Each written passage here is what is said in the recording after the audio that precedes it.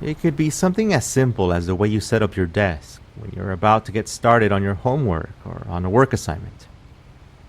That moment when something feels familiar. You could be sitting in the car with the light from the setting sun hitting your face at just the right angle, when your mind takes you to a time when you were sitting there as a little girl dropped her strawberry ice cream cone right in front of your car. The mother then yells at her as she stares down at the ground, holding back her tears. You know what happens next. The mother grabs her by the hand and drags her toward the car. But how do you know that? You've been here before.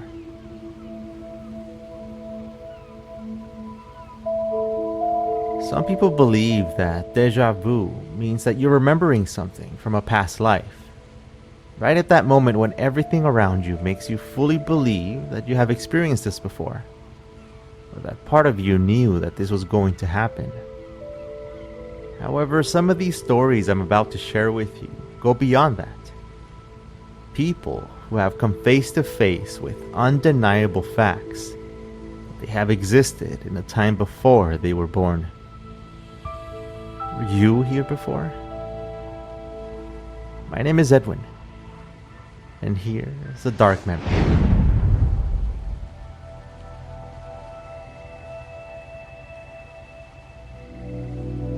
Deja vu may not necessarily show you what you were before.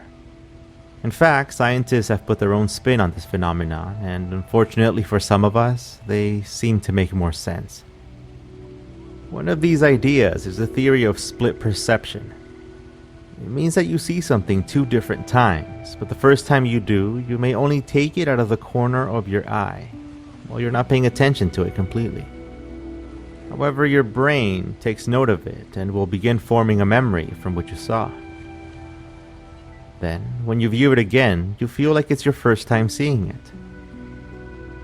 The second theory is about minor brain circuit malfunctions, where a brief glitch, like an electrical malfunction, occurs. This can cause a mix-up where short-term memory ends up as a long-term memory. Another one is where something that resembles a past event that happened to you triggers your flashback, but you simply don't remember when it happened the first time. It is interesting to imagine that you may have been a brave warrior or a great artisan in a previous life. But if we are willing to look at that, then we must also be ready to accept that perhaps we may have been criminals or bad members of society too. This concept of having a past life in religion is called reincarnation, which typically explains that when you die, only your physical body dies, but your soul comes back, but this time in another body. And it doesn't have to be a human body. The process of reincarnation depends on how you lived your life. Hinduism has this belief where you're constantly reincarnated based on how you lived your life until you finally get rid of all evil intentions and selfishness. Other religions like Jainism, Buddhism, and Sikhism share somewhat of a similar belief, with us cycling through life until you're reunited with God. It is difficult for some of us to imagine these religious concepts, but here are some cases that will make you wonder about just how little we know about the world we live in.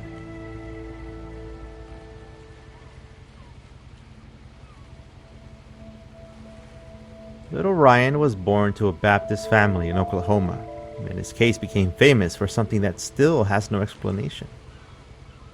Ryan's mom would sometimes hear him play in his room.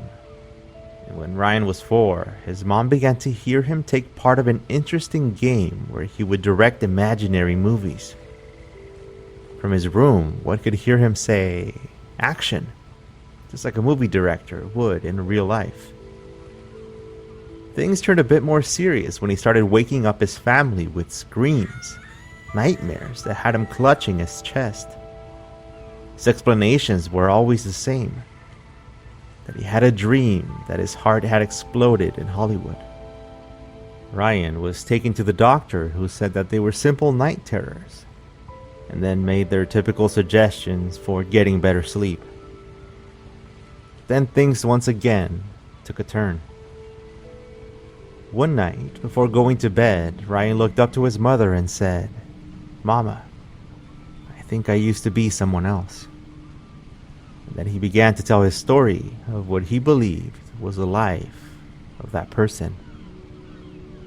He said that he would remember a swimming pool outside of a big white house. And he became emotional after saying that he had 3 sons, but could not remember their names. All of this baffled his family, but thankfully, his mother was determined to find answers. In order to help her son, she purchased a book about Hollywood and brought them to Ryan to look over. And soon, she would get her answers. In a book about the movie Night After Night, Ryan noticed 2 men in a picture and told his mom, "That's George. We did a picture together." And then, "That guy's me. I found me."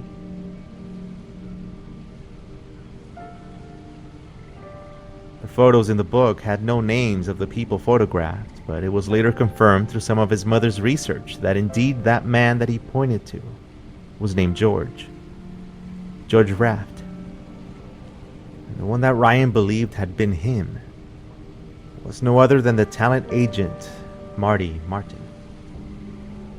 In fact, Ryan's mother got in touch with Marty's daughter and was able to confirm facts that only she would have known about her father. Marty did have 3 sons.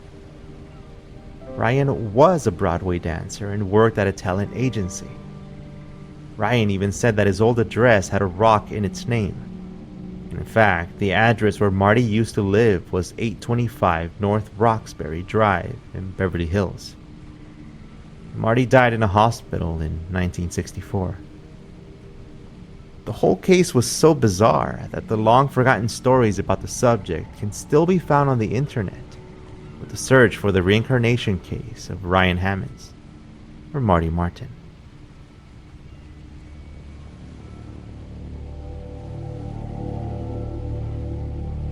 On December 11th, 1926, a woman by the name of Shanti Devi was born in Delhi, India. She would tell stories of her past life in a town she had never been to before. She started telling her family what her name was and said that she died after childbirth.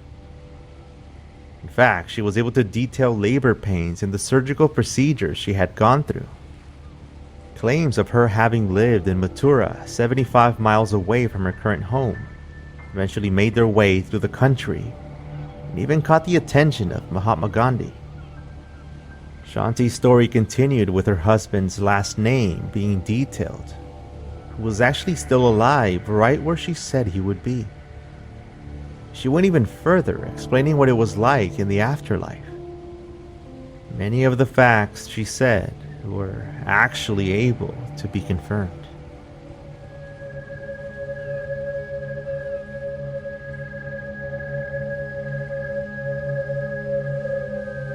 Bruce and Andrea Leininger from California welcomed their son, James, on April 10, 1998. Then soon they moved to Lafayette, Louisiana, where James grew up. When he was about 2 years old, he started having nightmares that would wake him up with screams and tears. Their parents would find him kicking and screaming as if he was trapped somewhere. They claimed to hear him say, "Airplane crash, plane on fire, little man can't get out." These events would continue, and eventually his mother asked who the little man in the plane was.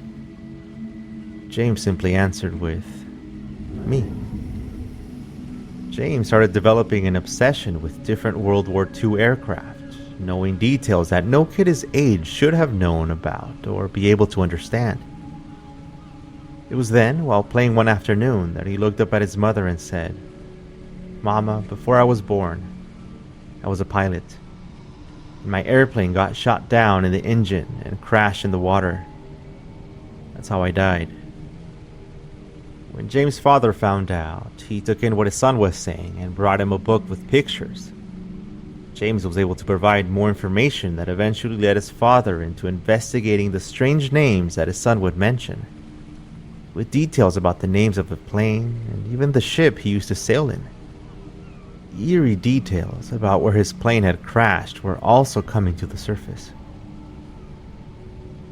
Eventually, it was discovered that this man that his son kept talking about may have been Navy pilot James Huston Jr., who died during the war after being hit and crashing into the water. All of the details are there and documented. Today, James tries to live a simple life away from the spotlight. Still, though, when asked in a recent interview, he said that he can still remember some of those details and the things he used to remember about his previous life. Was there something from your childhood that stood out in the same way that a distant memory does? Perhaps a hobby or an interest that had no explanation. It was just something that felt familiar to you? These cases of past lives are only a few of the hundreds that have been documented through extensive research. What do you think? For some of us, these stories might provide the proof you need to believe that some of those who walk among us may have in fact been here before. Perhaps it's all you need to reassure yourself that maybe you have been here as well.